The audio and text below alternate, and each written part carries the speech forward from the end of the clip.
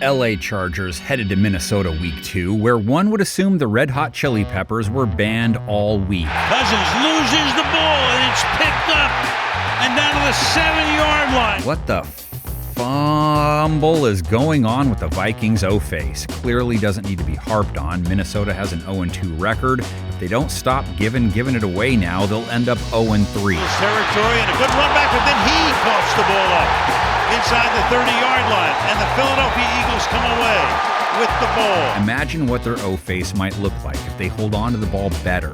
They found the paint plenty in week 2. Captain Kirk, JJ, Hawk, Addison. Firepower is there, just need some extra stickum. Pass over the middle, caught. Hawkinson on the run, fights his way to the 17-yard line. Extra stickum is bad, by the way, okay, kids? Chargers defense faces a QB whose stat line screams we crushed you. 31 of 44, over 360 yards, yards per attempt over 8, 4 touchdowns, no picks, a rating over 125, Hall of Fame stuff. Pass is caught, and Hawkinson bangs his way into the end zone for a touchdown. Except for the L. First order of business for LA secondary, Kid Dynamite. Justin Jefferson spent a lot of time in front of Darius Slay last week, one of the best CBs in the game. Cousins fires, and Jefferson can't handle it. So when Jefferson drops, in the parlance of our times, a low-key straight G commercial that not everyone really got, and then drops another $1.5 billion, back-to-back games that's happened now, cue an OG Aretha Franklin. Well-thrown football on a line and great concentration by Justin Jefferson. Chargers don't have just JJ to deal with. They have a Michael to worry about too. Rookie wide receiver Jordan Addison gave him 70-plus yards last week, scored in his first 2 games. Pressure on Cousins, steps up, throws deep downfield, caught! And that's the rookie Addison for the touchdown. KJ Osborne as well. He scored last week. Vikings passing attack is facing a wobbly LA secondary. Got lit up like a nightmare before Christmas tree in week 1, then gave up over 240 yards, a touchdown, no picks, a rating over 120 to Ryan Tannehill, who the week before didn't look like he belonged in the NFL. Going long for his receiver, and he made the catch, Chris Moore.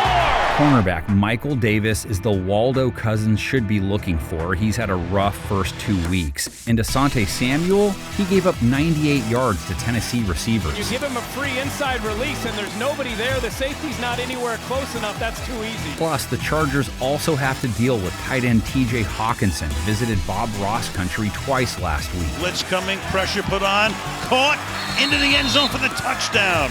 TJ Hawkinson. LA has to hope its Bowie-Mercury duo does some damage. Mack and Bosa are plenty capable of pressuring Minnesota's passing attack into mistakes or big losses. Chargers racked up 5 sacks last week. Bosa had 2. Here he comes, and Tannehill goes down. Mack still with 0 bags, so beware. Vikings seem to be a team that he can get on the board against. 30+% pressure rates allowed aren't usually a good thing. Cousins has endured it in both games. His line already dealing with lots of injuries. The offensive line for Minnesota is just a mess right now. This matchup does seem to have the feel of a track meet, especially if LA gets Austin Eckler back. He was out last week. But either way, Minnesota's secondary still has to try and slow Justin Herbert, Mike Williams, Keenan Allen. Slot to the left, pressure's coming. He was hitting the helmet, he throws to the end zone. Touchdown! Herbert's been solid through 2 games, over 300 yards last week, over 7 yards per attempt, 2 TDs, no picks, a rating over 100. Ball in there. This one toward the end zone. Keenan Allen. Touchdown Chargers. 23 of his 41 targets were aimed at Allen and Williams. Williams was the leader with 13. He caught 8 of them, 83 yards. Quick toss has Williams. Williams in stride up to the 40-yard line. Allen caught 8 passes over 100 yards, 2 scores. Throws near sideline. Allen is wide open. The purple pass defense, that trio is staring down, has been meh in both games so far. Goes the ball wide open.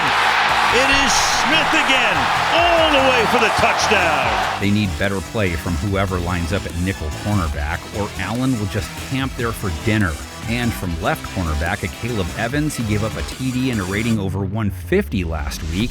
Over 150 is rare. That's throws, that's caught, that's Brown, that's a first down. Herbert does have to be aware of Ragnar Lothbrok, a.k.a. Daniil Hunter. The Viking King is relentless. There's Hunter again, and this time he takes him down back at the 50-yard line. Vikings only rushed 3 most of the time in Week 2. He had 3 sacks, and it was impressive that they bagged Hurts 4 times while pressuring him 37% of the time. Hunter doing a good job putting pressure off the edge, and then it collapses the pocket. Really a group effort there. X factor. Both teams run games. Vikes rush attack. Few jabs at the end versus the Eagles when they didn't care.